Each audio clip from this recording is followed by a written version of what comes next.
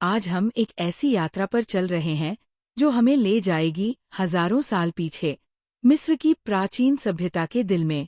ये सभ्यता न केवल अपने विशाल पिरामिडों और रहस्यमयी ममी के लिए जानी जाती है, बल्कि ये मानव इतिहास की सबसे उन्नत और प्रभावशाली सभ्यताओं में से एक थी। मिस्र की कहानी शुरू होती है नील नदी से, जिसे इस सभ्यता की जीवन रेखा कहा जाता है। नील नदी ने मिस्र को उपजाऊ भूमि दी, जिसके कारण खेती संभव हुई। हर साल नील की बाढ़ मिट्टी को उपजाऊ बनाती थी, जिससे गेहूं, जौ और फ्लैक्स जैसी फसलें उगाई जाती थीं। इस नदी के बिना मिस्र का रेगिस्तानी इलाका शायद आज इतना प्रसिद्ध न होता। मिस्र की सभ्यता लगभग 3100 ईसा पूर्व से शुरू हुई और 30 ईसा पूर्व तक चली, जब ये रोमन साम्राज्य का हिस्सा बन गया। मिस्र के इतिहास को मुख्य रूप से 3 कालों में बांटा जाता है। पुराना साम्राज्य 2686 से 2181 ईसा पूर्व, इसे पिरामिड युग भी कहा जाता है, जब गीज़ा के महान पिरामिड बनाए गए।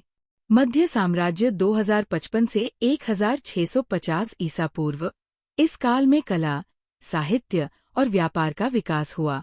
नया साम्राज्य 1550 से 1070 ईसा पूर्व, ये मिस्र का सबसे शक्तिशाली दौर था, जब फिरौन जैसे रामेसिस द्वितीय और तूतनखामेन ने शासन किया। मिस्र के पिरामिड विश्व के 7 अजूबों में से एक है। गीज़ा का महान पिरामिड, जो फिरौन खुफू के लिए बनाया गया, लगभग 2600 ईसा पूर्व में बना। ये विशाल संरचनाएं न केवल इंजीनियरिंग का चमत्कार थी, बल्कि मिस्रवासियों की धार्मिक मान्यताओं का भी प्रतीक थी। पिरामिड फिरौन के लिए अंतिम विश्राम स्थल थे, जहां उनकी आत्मा को अगले जीवन के लिए तैयार किया जाता था। स्फिंक्स, जो शेर के शरीर और मानव के सिर वाला प्रतीक है, आज भी रहस्यमयी बना हुआ है। मिस्रवासियों का धर्म बहुदेववादी था। वेरा, सूर्य देवता, ओसिरिस, मृत्यु और पुनर्जनन के देवता, और आइसिस, मातृत्व की देवी, जैसे कई देवी देवताओं की पूजा करते थे। मृत्यु के बाद जीवन में उनकी गहरी आस्था थी, जिसके कारण ममीकरण की प्रक्रिया विकसित हुई। ममीकरण में शरीर को संरक्षित किया जाता था ताकि आत्मा अगले जीवन में वापस आ सके।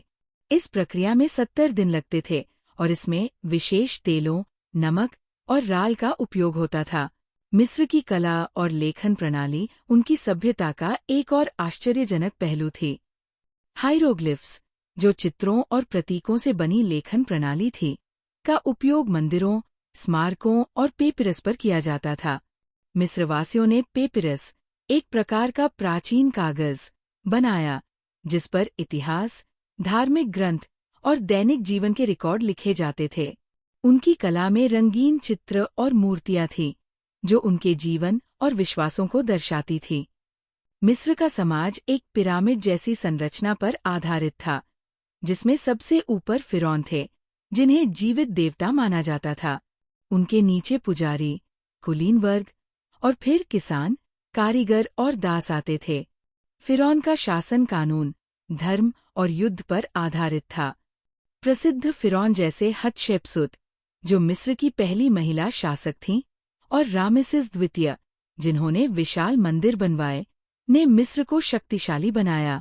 लगभग 30 ईसा पूर्व में मिस्र रोमन साम्राज्य का हिस्सा बन गया। इससे पहले ये कई विदेशी आक्रमणों, जैसे कि हिक्सोस और असीरियन, का शिकार हुआ। क्लियोपेट्रा, मिस्र की अंतिम फिरौन, ने रोम के साथ गठबंधन करने की कोशिश की, लेकिन अंत में मिस्र की स्वतंत्रता खत्म हो गई। फिर भी मिस्र की सभ्यता का प्रभाव आज भी कला, वास्तुकला और विज्ञान में देखा जा सकता है। आज मिस्र की प्राचीन सभ्यता पुरातत्वविदों और इतिहासकारों के लिए एक खजाना है। कायरो के मिस्र संग्रहालय में तूतनखामेन का सुनहरा मुखौटा और अन्य खजाने देखे जा सकते हैं। हर साल लाखों पर्यटक पिरामिड, स्फिंक्स और लक्सर के मंदिरों को देखने आते हैं।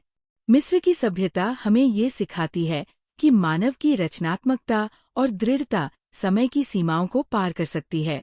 तो ये थी मिस्र की प्राचीन सभ्यता की कहानी। एक ऐसी सभ्यता जिसने न केवल अपने समय में दुनिया को प्रभावित किया, बल्कि आज भी हमें प्रेरित करती है।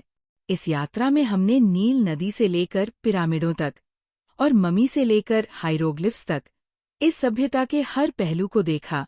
उम्मीद है आपको ये यात्रा उतनी ही रोमांचक लगी होगी जितनी हमें। अगर आपको ये वीडियो पसंद आया तो इसे लाइक करें, शेयर करें और हमारे चैनल को सब्सक्राइब करें। अगली बार फिर मिलेंगे एक नई ऐतिहासिक यात्रा के साथ।